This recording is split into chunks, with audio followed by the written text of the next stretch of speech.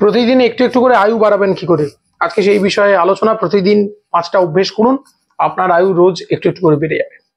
প্রথম হচ্ছে প্রতিদিন সকালে কিছুটা সময় হাসবেন।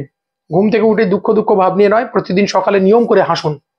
না পারলে কমেডি ভিডিও দেখুন, হাস্য কৌতুক শুনুন, এগুলো শুনলে একটু হাসি পাবে।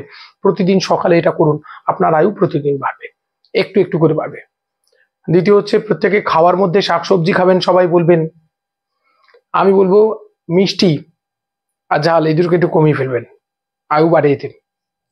আর তৃতীয় হচ্ছে যে প্রত্যেকে আয়ু যারা বর্ধিত করতে চায় না, আয়ু বাড়ানো কিন্তু আয়ু বর্ধক ব্যাপার আছে।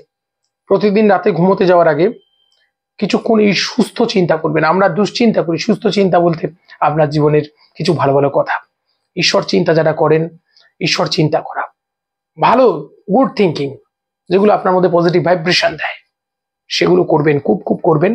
এর উপকার আপনারা প্রত্যেকে পাবেন। প্রত্যেকে করে দেখবেন আমার কথাগুলো কতটা প্র্যাকটিক্যাল। আচ্ছা, এরপরে আসি আয়ু বাড়ানোর জন্য একটা চরম ওষুধ আছে আয়ু বাড়ানো, সেটা হচ্ছে দ্বন্দ্বতর্ক, ঝগড়া। এই তিনটির সঙ্গে আপনার ঝগড়া যদি করতে পারেন, আপনার কিন্তু আয়ু অনেক অনেক বেড়ে যাবে। আপনারা করলেই বুঝতে পারবেন।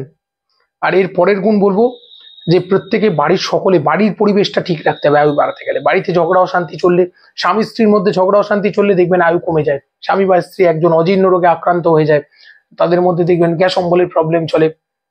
তাই আগে মেটাতে হবে, বাড়ির গৃহস্থ প্রবলেমগুলোকে আগে সমাধান করতে হবে।